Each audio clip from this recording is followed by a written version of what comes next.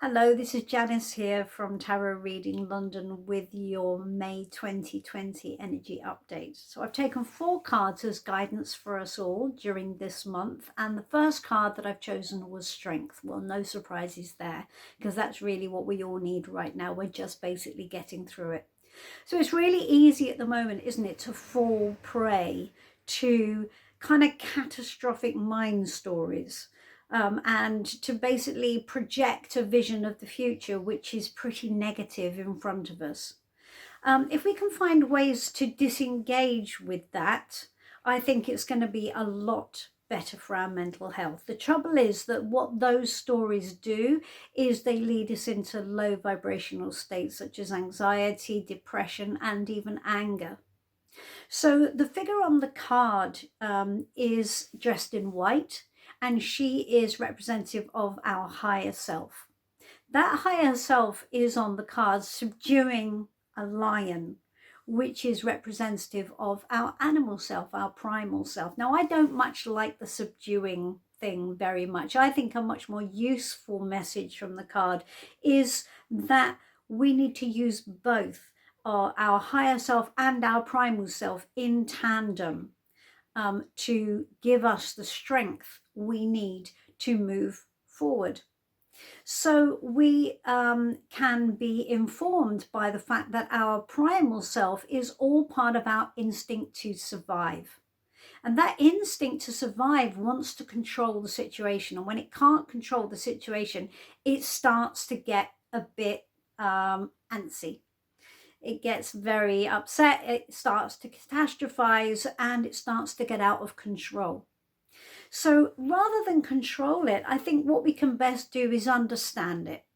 And if we can be guided by our higher self, understanding that our instincts are all to help push us through, help us to survive, if we can marry those two together, then I think we can cope a lot better in those times of panic and those times when the future is just looking really bleak, because we really honestly don't know what the future is going to look like.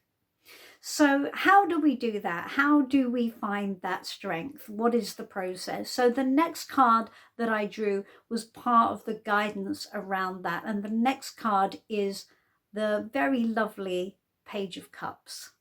This sweet card is a really lovely transition from the Strength card, because this card is all about exploring our own emotions, learning about our own emotional landscape.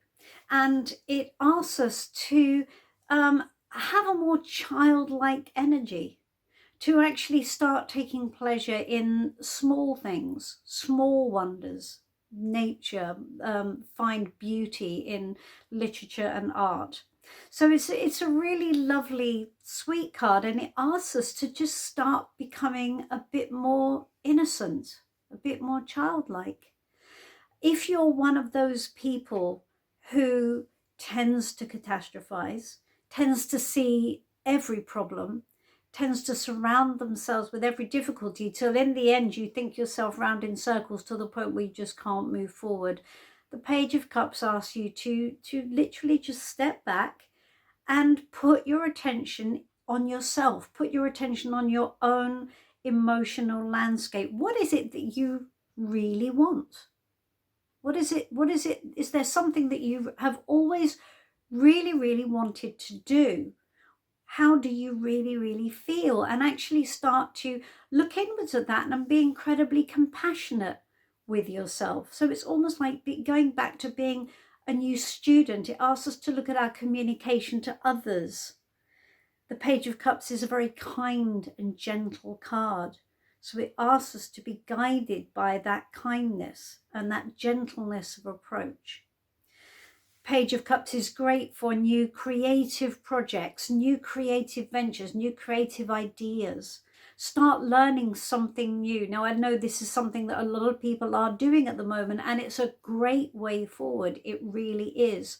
So the Page of Cups is all about new discoveries in your emotional and spiritual landscape. It's about learning a new way of being from a much kinder and gentler perspective. So next up, we have the Eight of Pentacles, which is the card of repetitive action, doing the same thing over and over again. That's pretty much how we all feel, isn't it? It's a bit like Groundhog Day at the moment. Every day is much the same as the day before, and probably will be the same as the day after. So that's pretty much how we all feel, right? But this card is also the card of the student. So that repetitive action then becomes practice. So basically we are practicing this new way of being. It becomes our practice.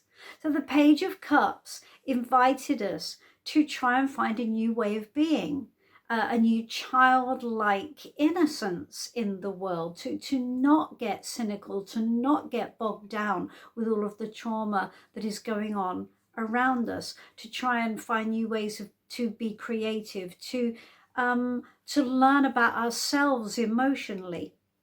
And the Eight of Pentacles asks us to practice that. And we're going to have to be pretty diligent in our practicing of that if we're going to stay optimistic, if we're going to find a positive way forward into a future that we can all participate in. So in the meantime, we have to keep on practicing. So the next card that came up was the wonderful Chariot. And the Chariot is one of those cards that basically promises the end result, which is really great. It's a card of willpower, determination, drive, and courage.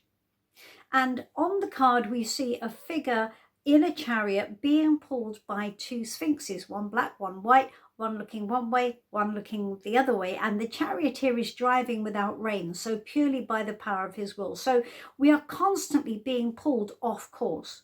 We're constantly being pulled this way and that way, and it's very hard to keep a firm grip on where we're actually going. But what the Chariot card tells us is if we can be courageous and strong and determined in the way we move forward, we will actually be victorious, and we can actually move forward into a future that we all actually do want to be a part of.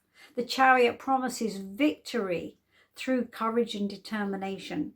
So I think that's a really lovely way to end the May 2020 energy update.